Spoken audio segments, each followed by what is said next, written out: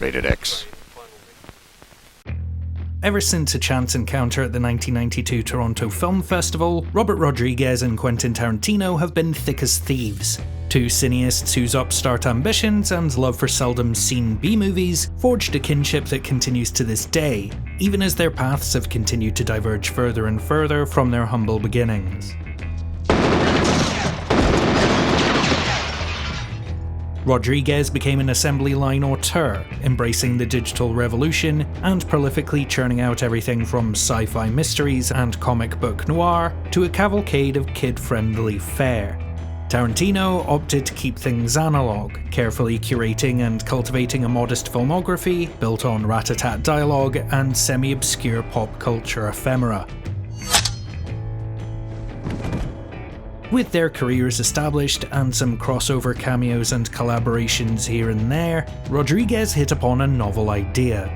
Why don't we team up and each write and direct a homage to the kind of niche nastiness we bonded over all those years ago and release them as a double feature, a 2-for-1 dose of demented, down and dirty fun.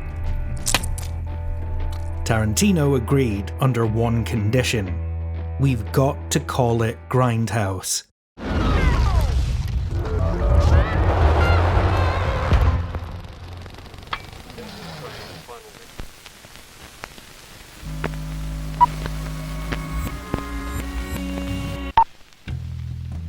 While the term is now most broadly used to categorize just about any risible cinematic work of flagrant provocation, Grindhouse isn't actually a genre or even a stylistic descriptor. It's a venue, an endearing but not quite complimentary nickname given to the scabby theatres that would run day and night, looping the same features over and again to try and grind out a profit from whatever they could lease for the cheapest, run for the longest, and sell the easiest. It just so happens that girls, gore, and guns fit much easier on a sun-bleached marquee than Daniel Day-Lewis dramas. How are you?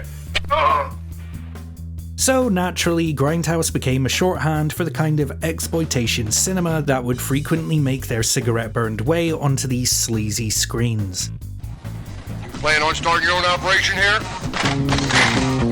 You will never forget Mr. No Legs. Don't miss it.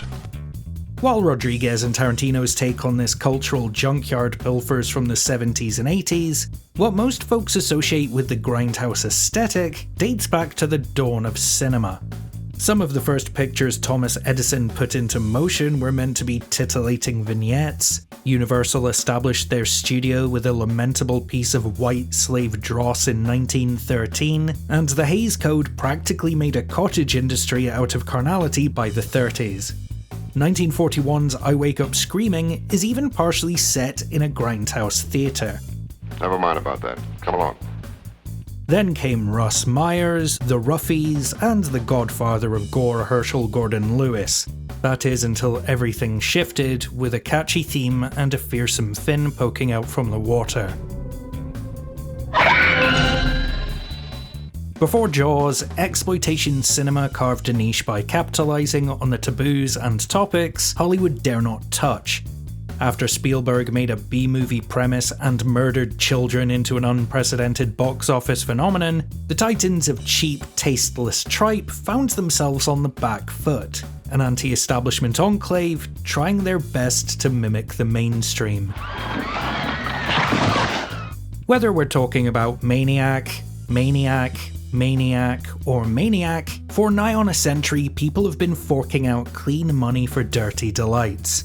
So it only seems right that two of the enfants terribles of mashed up influences would eventually toss their hats into this rancid ring and show us a thing or two about the joys of trash-flavoured trash with 2007's Grindhouse.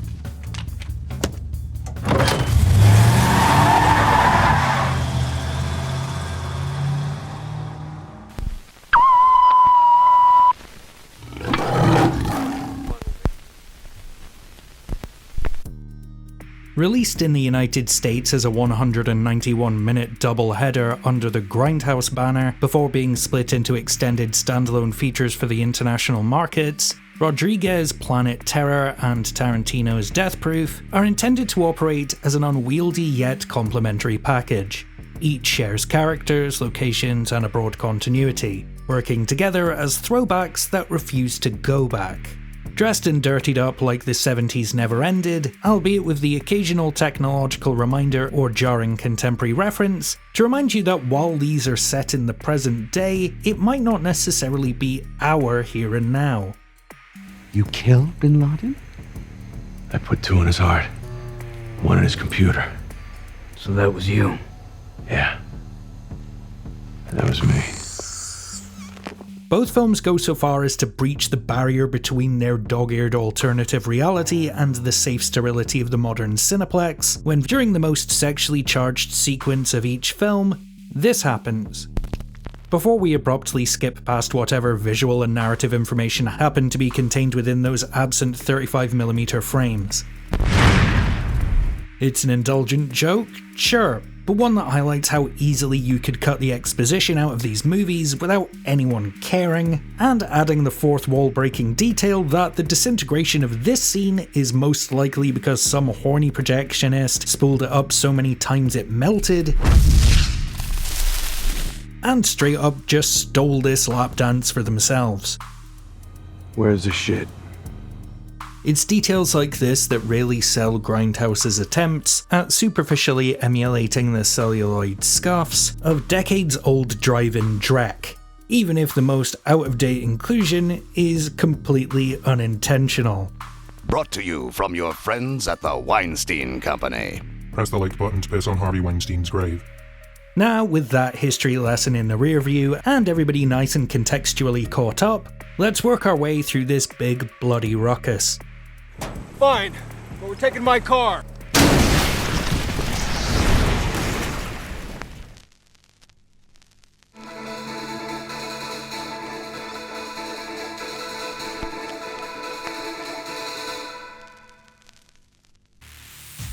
After some disgruntled soldiers and a testicle-collecting scientist unleash a devastating bioweapon on a small town, an eclectic ensemble of survivors band together to fight off the ensuing zombie hordes and put a stop to the apocalyptic outbreak.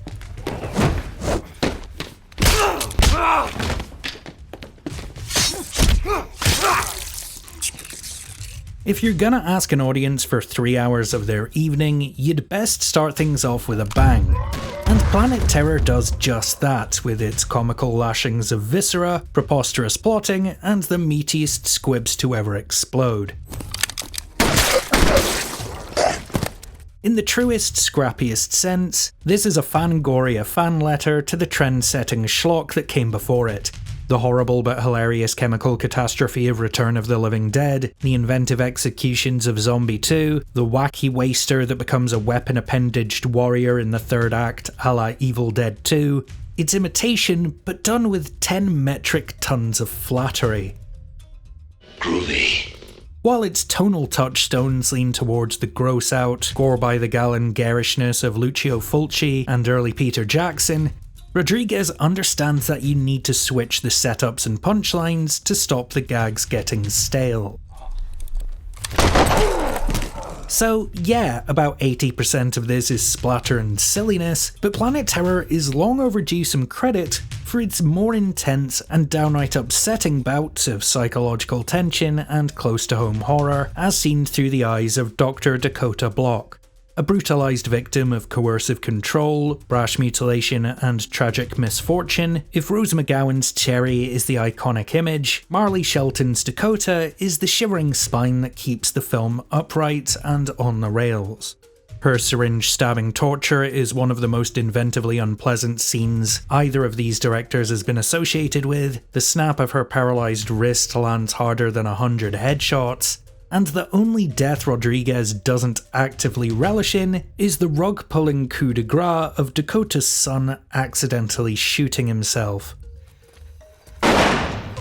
Each one of these scenes is a punishing punctuation that dials back on the slapstick just long enough to momentarily rattle the audience out of their stupefied giggling.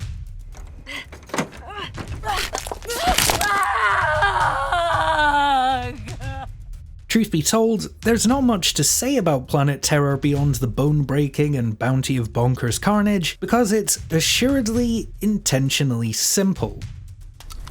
You know what this is? A gun? It's simplicity itself. You see, you point it at what you want to die, and you pull the little trigger here, and a little bullet comes out here. And the bullet hits you right there. Every role has a clearly defined arc and just enough individualistic quirks and characteristics to make them memorable in life and sorely missed once they're torn apart, while the casting is absolutely meticulous and cheekily analogous with the type of actors these left-of-centre genre films would often use as their stable of talent. From TV supporting players like Freddie Rodriguez, former child star Josh Brolin, cult film and fashion figure Rose McGowan, and straight-to-video royalty Jeff Fahey, they all feel right at home here.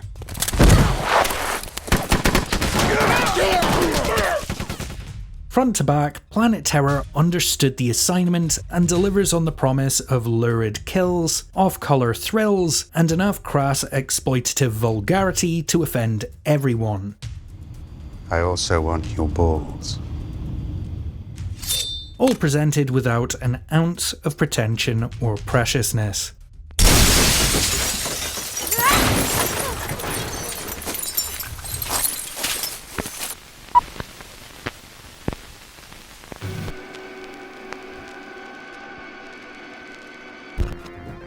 Now we're acclimatized to Rodriguez and Tarantino's bizarro reality, let's stretch our legs with a few trailers for upcoming attractions that may or may not exist. Oh shit. For a bad movie that ended up getting badly made, Machete sure is a great trailer.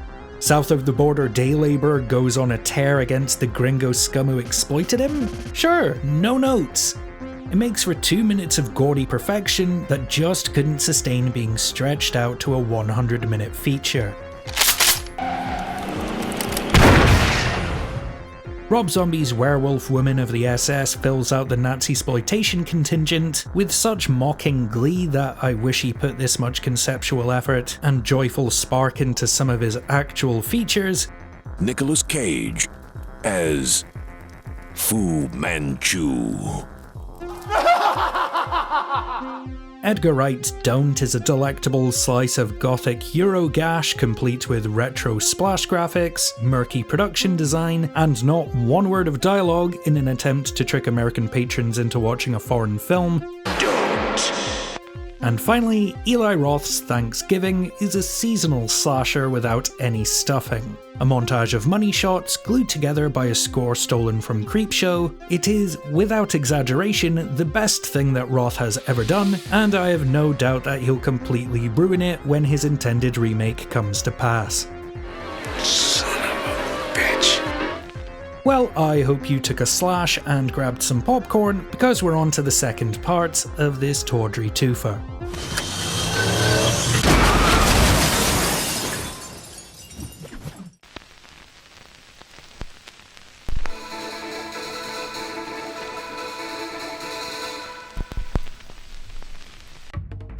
Two groups of women are hunted by a deranged maniac, a scar-faced sociopathic stuntman who uses souped-up, reinforced muscle cars to obliterate his victims.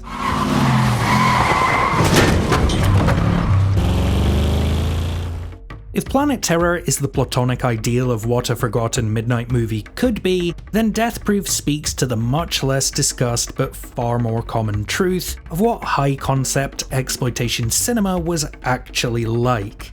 Full of padding, plodding filler.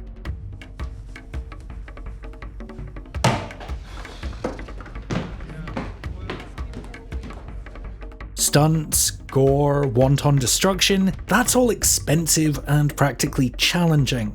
So, smut-peddling producers would often stuff the ever-loving shit out of a movie with meaningless chit-chat and go-nowhere character beats just so they could hit the minimum required runtime for theatrical distribution, making sure there was just enough excitement to cut together a killer teaser, hawk some tickets to the rubes and weirdos, and then move on to the next project. So, if you're here for Kurt Russell committing vehicular homicide, that technically does happen.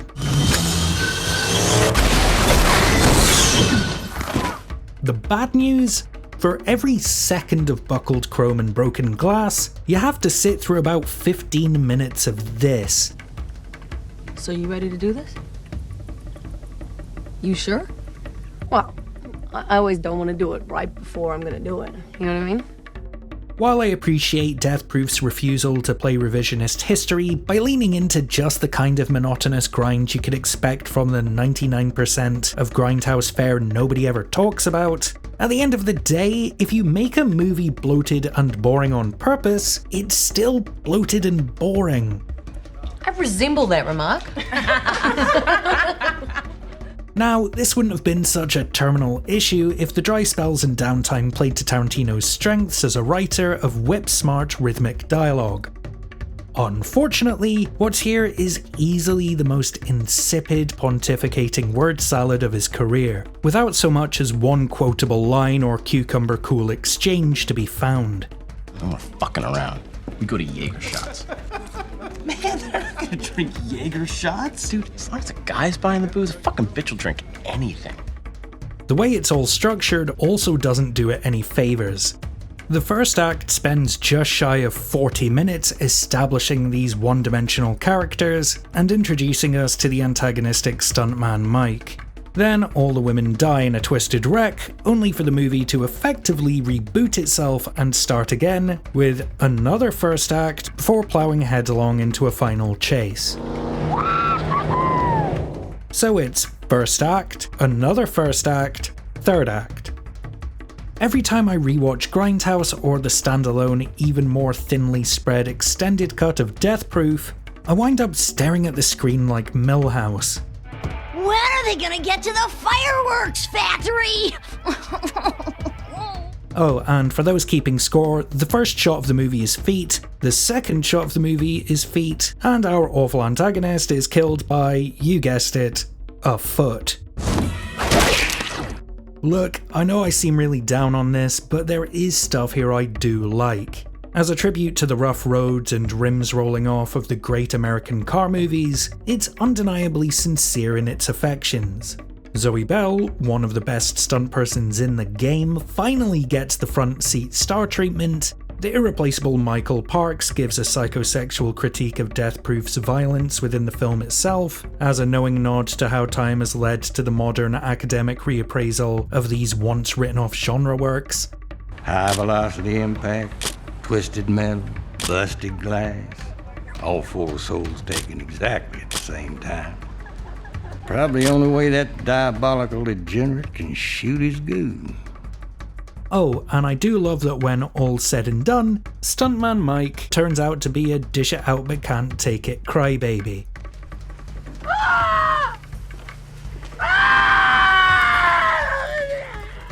But while each of those inclusions is appreciated and even brilliant when looked at in a vacuum, they can't save this from feeling like a long drive for someone with nothing to think about, and the biggest blemish on Tarantino's resume to date. Everybody I ever meet goes in this book. And now I've met you, and you're going in the book. Except, I'm afraid I must file you under chicken shit. Get more out of life. Go out to a movie. The late journalist H.L. Mencken once said, "Nobody ever went broke underestimating the taste of the American public." After Grindhouse bombed at the box office and the standalone releases of Planet Terror and Death Proof failed to fare much better, I think there might be two directors who disagree with that sentiment. Oh, why? Oh, no! Oh! Ah! Ah! Part of the muted response is down to marketing, or rather, how the hell do you mass market a double feature acting as a response to a type of art and exhibition format that went extinct decades ago? Asking folks to shell out and sit down for 3 hours of an inside joke that only scholars and cineasts could fully appreciate. While all of this comes from a place of love and fervent admiration for exploitation cinema and the grubby venues you'd watch them in, there's always the reminder that they spent $70 million to create the artifice of micro-budget ramshackle sleaze. And for all the intentional technical errors and meticulously manicured messiness, Grindhouse can't escape the fact that it will always be the equivalent of spending 50 grand on a Halloween costume to try and look like a toilet paper mummy. It's dynamic, well photographed, and replete with visual invention and star power. It's just not Grindhouse. Which is wild considering these are the two brains behind From Dusk Till Dawn, aka the best exploitation movie of the 90s, and one that would feel right at home alongside other more earnest odes to the anything goes eclecticism of Grindhouse, like Black Dynamite and Hobo with a Shotgun. And yes, I'm aware this started life as a fake trailer in the Canadian release of Grindhouse. Taken as individual parts, this is a satisfyingly sick procession of strange splatter slung in the back seat of a rugged hot rod that's running on fumes. When viewed as a whole, it's a bulging monument to the scream queens and lean mean machines that shaped an age of over-the-top, under-the-table cinema. A lopsided slice of countercultural programming that's halfway between a thrilling spectacle and an unsatisfying experiment. Hey! Ladies! That was fun! Well, adios! Oh, fuck! A Tarantino toe ring for our Patreon producers Jennifer C, Claire MD, Becky O, Hales and Rue, Historically Dumb, Scared Confusion, Jake R, and Nicholas Lair Revere, and a big jar of balls for these amazing folks who support us over on Patreon. So, did you see the full Grindhouse experience in theatres, at home, or did you catch the individual releases? And what movies would you put together in a perfect Grindhouse double bill? Let me know down in the comments, don't forget to do the like, share, subscribe stuff, and if you want to sign up to the In Frame Out Film Club, check out our Patreon at the link in the description below, where you can also get your name in the end credits and access to our private Discord. As always, thank you for watching. Until next time, this is In Frame Out.